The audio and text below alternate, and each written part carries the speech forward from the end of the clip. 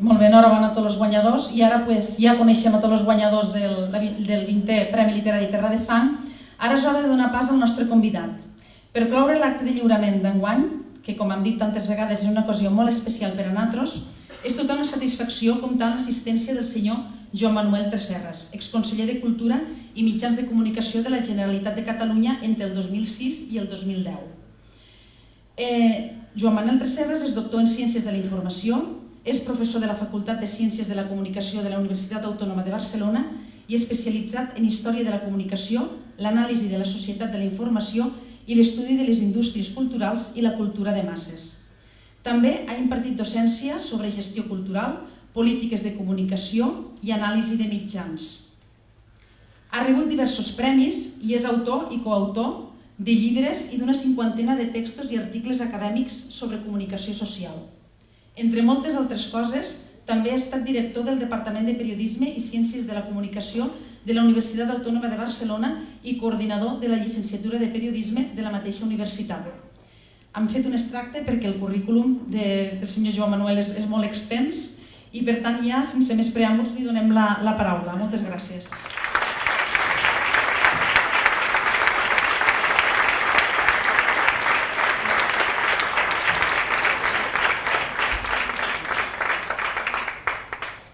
Gràcies, molt bona nit, il·lustríssim senyor alcalde, regidor, autoritats, membres del jurat, premiats, premiades, familiars, a tots vostès.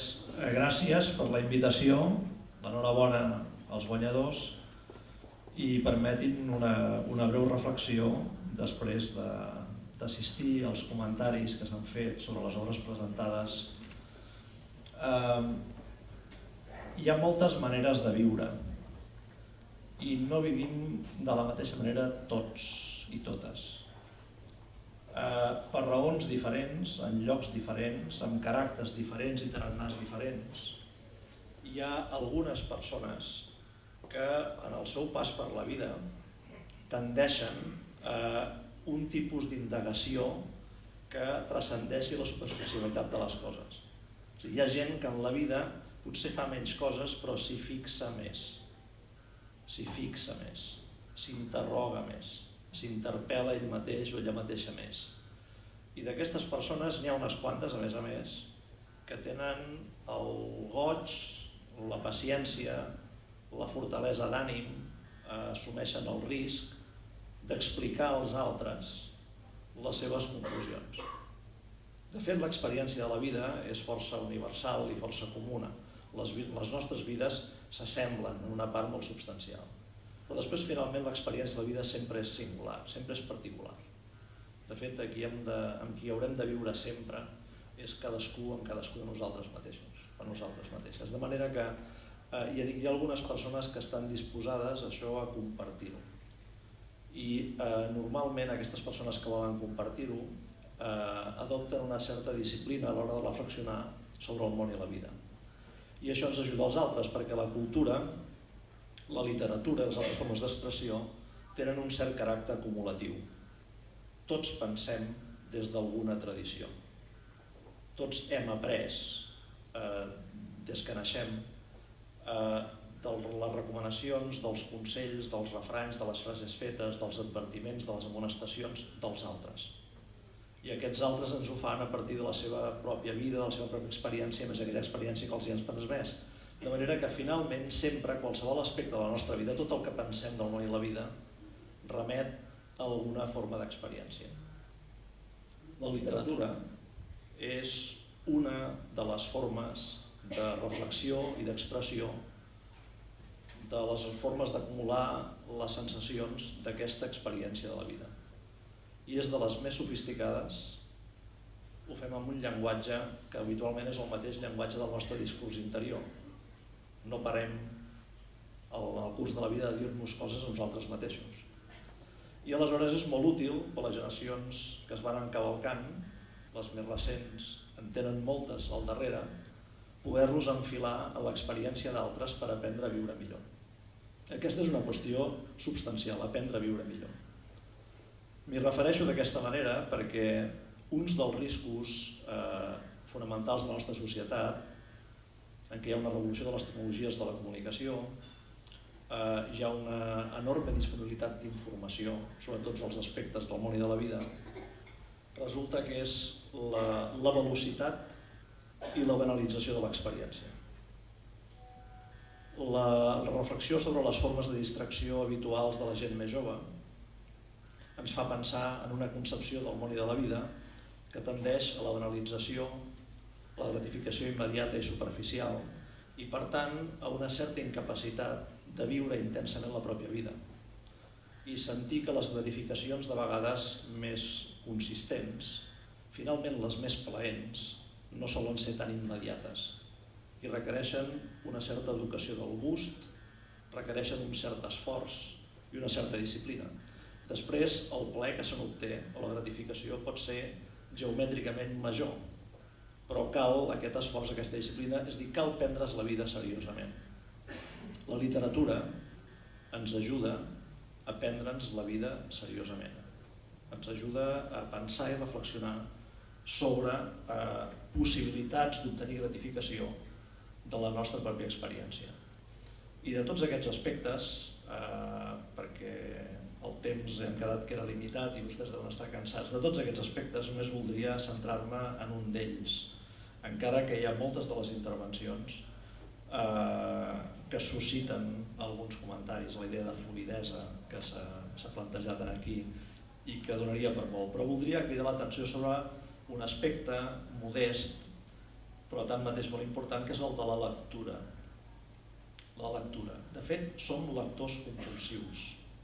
Fins i tot quan anem a un país que desconeixem i entrem en un vagó de metro i veiem un cartell amb unes lletres que, tret de l'alfabet, no som capaços de decodificar, llegim.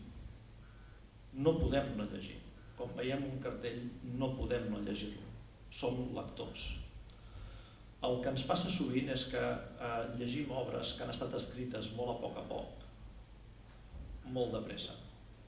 Tenim la compulsió lectora ràpida, volem llegir de pressa. I aleshores tenim un problema, i és que la persona que ens ha explicat la seva experiència de la vida, les seves reflexions a través d'un text, i que habitualment l'ha construït amb una gran lentitud, amb un gran esforç de reflexió, amb una tècnica constructiva determinada, ell hi ha estat un temps. Si el nostre temps difereix molt, vol dir que hem treballat amb codis diferents. I encara que cada vegada que algú llegeix un text el recrea, se n'apropia i el fa seu i li reassigna sentit, encara que això passi cada vegada, com quan mirem un quadre o veiem una pel·lícula o escoltem una cançó.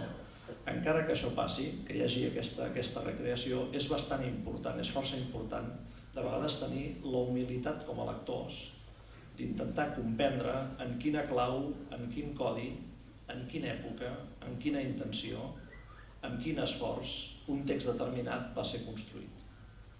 Perquè d'aquesta manera seríem capaços de fer una operació que, tant com una lectura, seria una deconstrucció d'aquell text, és a dir, arribar a comprendre el neguit que va impulsar a l'autora o l'autor a construir aquell text. De fet, ens aniria bé, en tots els ordres de la vida, ser cada vegada més competents com a lectors. Les pel·lícules o els quadres habitualment els mirem de passada. Fem sovint de turistes en un gran museu, d'aquells museus que la gent se'n va del museu perquè li fan mal les cames de tant caminar i ha vist centenars de quadres. I potser ha estat una estona més o ha fet la fotografia davant dels 3 o 4 quadres més rellevants. Però si de tant en tant ens aturem, aprofitem que hi ha un banc en una de les sales, ens aturem i mirem aquell quadre molta estona, intentant concentrar-nos en l'obra. Potser el podrem acabar no només mirant, sinó llegint. Llegir el quadre, que vol dir entendre per què la persona que el va pintar va fer allò d'aquella manera, per què aquell traç, per què aquella distribució dels objectes, del color, és a dir, intentar penetrar en el quadre. Amb les pel·lícules ens passa igual. És possible que algú de vostès, d'entre les moltes pel·lícules que ha vist, n'hi hagi algunes que li siguin recurrents, és a dir, que li agrada veure-la de tant en tant. mires programació televisiva i dius, mira, fan aquella pel·lícula, ja l'he vist 17 vegades, però la tornaré a veure. De vegades perquè hi ha només una escena, una seqüència, tal vegada un diàleg que saben de memòria, però que volen tornar a sentir. O perquè hi ha aquella trobada entre aquells dos personatges i saben que potser ploraran. Aquell tros, vostès no el miren, el llegeixen, en el sentit que intenten trobar, extreure tot el sentit que aquella escena determinada pot produir. I això ens passa, insisteixo, amb la música, ens passa amb un poema, ens passa amb un fragment d'una novel·la, ens passa amb una escena d'una pel·lícula, ens passa davant d'un quadre determinat. És possible que ens passi això.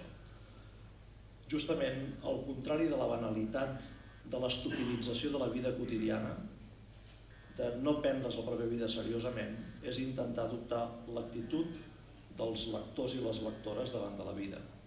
Saber que tot el que ens passa és molt important.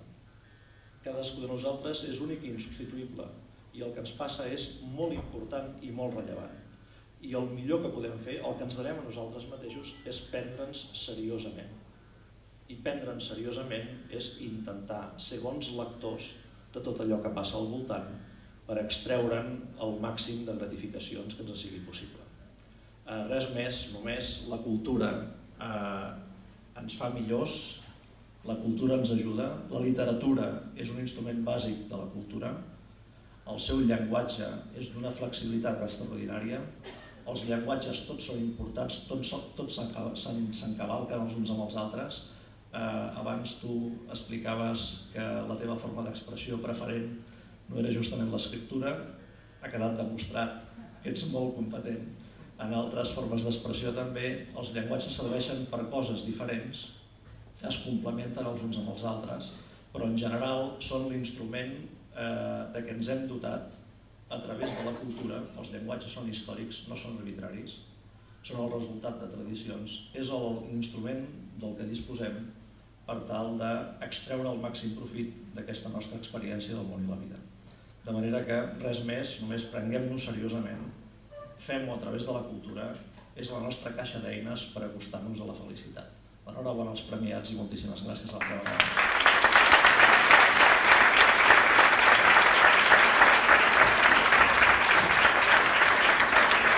Moltes gràcies, senyor Tresserras.